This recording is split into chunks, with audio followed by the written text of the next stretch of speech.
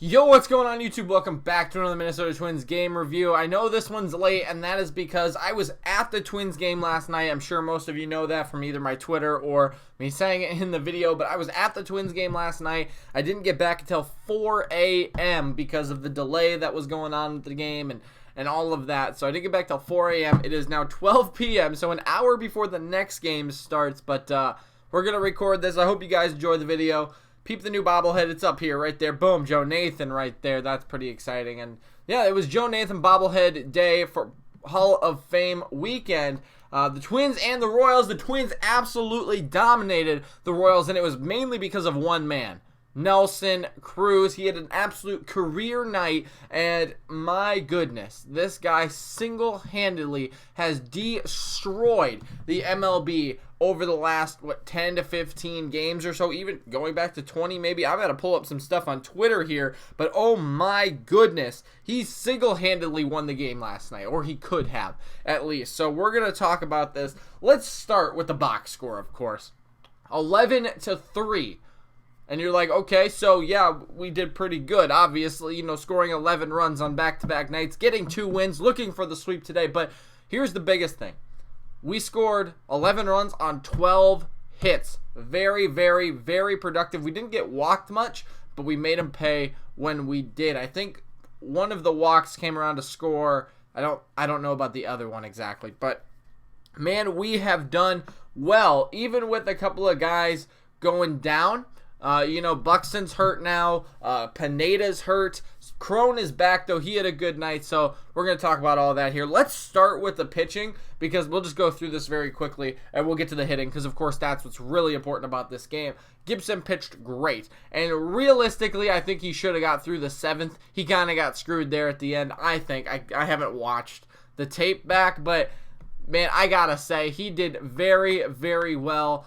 4 hits through 6 2/3 innings. Yes, he did struggle in that 7th inning, and he couldn't complete it. But that's pretty much where most of the hits came from. I think he had 2 before the 7th inning, and then he gave up 2 and walked 1. Maybe he walked 2. I'm not sure. But, yeah, he really did well until that 7th inning. And like I said, I think he should have got out of it, but maybe got screwed a little bit by the umpire. It looked like a strike. The whole crowd was like, oh, that's a strike. So anyways, he gave up 4 hits, 3 runs. 2 of them were earned. We did have an error again. Jonathan the Scope, man, I don't know what that was about, but he gave up a base hit, or an error. It was an error, and then a base hit scored him. I believe, man, I can't really remember. I just woke up. But he also had 6 strikeouts and 2 walks. Very, very good. 6 strikeouts is, what he does. So Harper also came in after him, got 1 out. Very good. That was it. I mean, it was just a lazy fly ball through, 4 pitches? Yep, 3 strikes. Good for him. And Stashak, who gave up the home run in Miami to walk him off. He's back. Of course, it wasn't really his fault, but 2 innings, 1 hit, 2 strikeouts. Couldn't ask for anything better, right? Couldn't ask for anything better. 18 pitches, 15 strikes. How about that one right there? Stashak got through the last 2 innings very cleanly, especially with the lead. That's all you can ask for. So let's talk about hitting now, because my goodness, this team absolutely crushed the ball last night. We had 5 home runs. That is the 10th time this season we have hit 5 or more home runs in a game. That is 10, okay? Remember that number. The Royals, on the other side of things, who we destroyed last night, they have had 22 seasons. Okay, the last 22 seasons, they have hit 9 total times where they have hit 5 or more home runs in a game. That is absolutely insane. We have more this season than they have in their last 22 years. How about that one? So that is just the start of it with the score. Of course, like I said, we were very productive.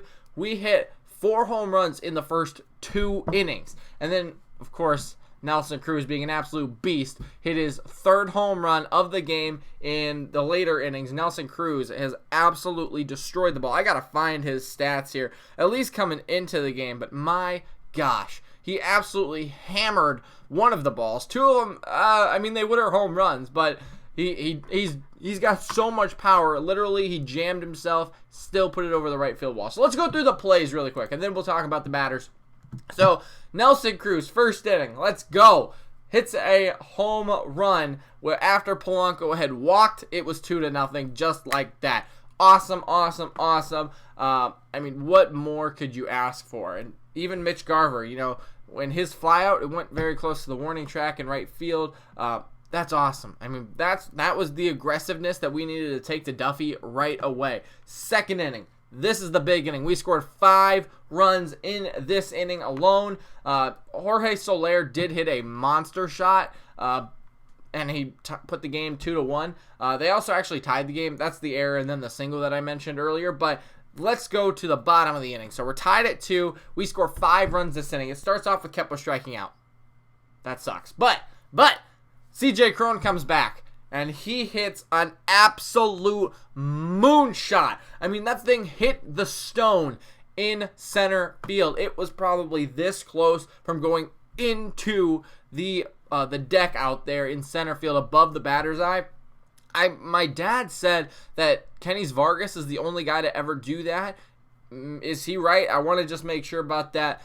Maybe you guys know somebody else, because that's all we could think of was Kenys Vargas that put one on the deck one time. That was so close, but it measured at 428. I don't believe that. I do not believe that at all, but that was a monster shot, and that put us up 3-2. Then Jonathan Scope singled. Garver walked with 2 outs. This is with 2 outs because Arise flew out. So with 2 outs, Mitch Garver walked, and Jorge Polanco puts one just inside the foul pole, 404 feet. It is 6-2, just like that. Polanco's 17th.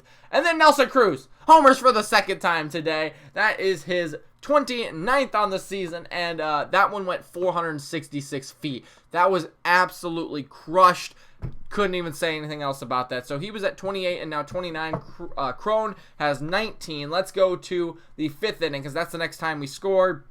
Max Kepler singles, Merwin Gonzalez singles. He gets over to second base on a pickoff error, and then Max Kepler singles him home. It's 8-2, and CJ Cron singles him home. It is 9-2. So again, we don't have to do it, all by the home run. We kind of did last night, but we got a couple of runs mixed in there that weren't the home run. That's pretty exciting as well. I like singles. I don't know about you guys, but I'm a fan of home runs, especially when Nelson Cruz is pimping them to left and right, and they're clearing the fence. It is absolutely insane, but that's my point. Is also in this inning, I forgot to mention, Miguel Sano hit one literally to the wall. Like any wind would have pushed that over. It was right at the wall. Should have had one of his own. But so we had 4 at this point. We had 4 at this point on the day, and here comes Nelson Cruz again. So Arise singles to lead off the inning, and then 2 outs later, Nelson Cruz, boom, opposite field, home run, 30 on the season. So he joins Max Kepler with 36 straight seasons now with at least 30 home runs. Are you kidding me? This is a steal that we picked up this season. He's absolutely crushed the ball. That was 11-2. They did score a run in the 7th inning, but who really cares about that one?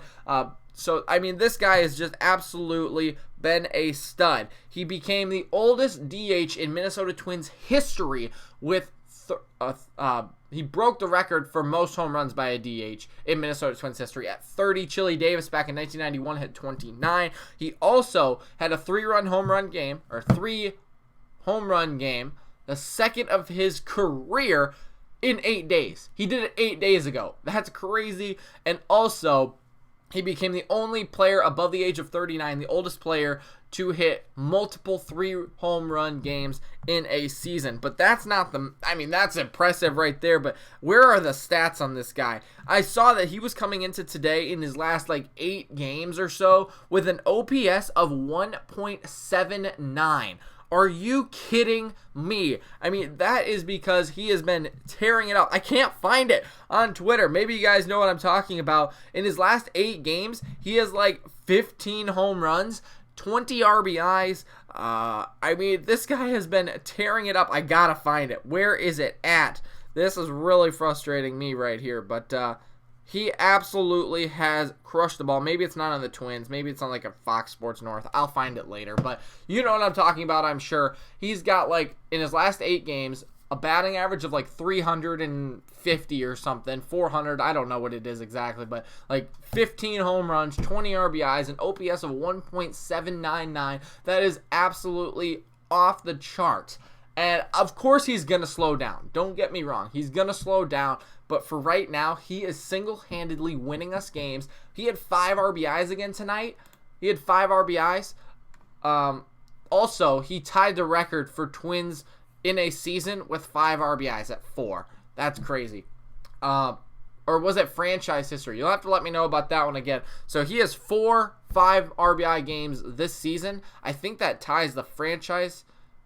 No, it must be in a season. It must be in a season. Anyways, he had 5 RBIs tonight. Like I said, single-handedly has beaten the Royals tonight with 3 runs to his 5 of his own, as well as going back-to-back nights with 5 RBIs. That's pretty impressive. And, I mean, he is taking the MLB by storm right now. He is going to catch Mike Trout, Christian Yelich, and Bellinger. So let's just go through it. Garver went 0 for 4 at the top of the lineup, but did draw a walk and did score a run, so that's what matters. Then the middle of the lineup killed it, especially with Cruz in there. Polanco went 1 for 4 with his 3-run home run. 2 runs scored. Cruz went 3 for 4. He was left in the on-deck circle. I wanted him to get 4 so badly, but left in the on-deck circle in the bottom of the 8th, and had 5 RBIs, 3 runs. Incredible day. And then Gonzalez went 1 for 4 with a run. Sano went 0 for 4 with 3 strikeouts. That kind of stinks. But he should have had a home run in there as well. He should have went 1 for 4 with a home run. That's not really his fault. But then Kepler 1 for 4 with an RBI and a run. Crone 3 for 4 in his debut back with the Twins. Bottom of the lineup really did well too, with 2 RBIs and a run. Scope went 1 for 4 with a run, and Arise went 2 for 4 with a run. So a very, very, very productive day. 3 for 3 with runners in scoring position today. How about that one? And only 3 left on base. So a very, very, very, very, very good game for the Twins. I was happy to be a part of it. It was really, really exciting. So that's all I got for you guys today. Hopefully you guys did enjoy the video. I know it is late again. I apologize. I just valued sleep at 4 a.m. over making a video. But yeah, I'll get it up now. I hope you guys do enjoy it. Enjoy the game today. Check out the bobblehead again right there. Hashtag Joe Nathan Hall of Fame if you're still here watching the video. But that's all I got for you today. Joe Nathan, H-O-F, if you're still here. I really appreciate you guys watching. And let me know what you guys thought of the game, because it was probably one of the better ones this year. And that's all I got for you guys. Thanks so much. We'll see you next time.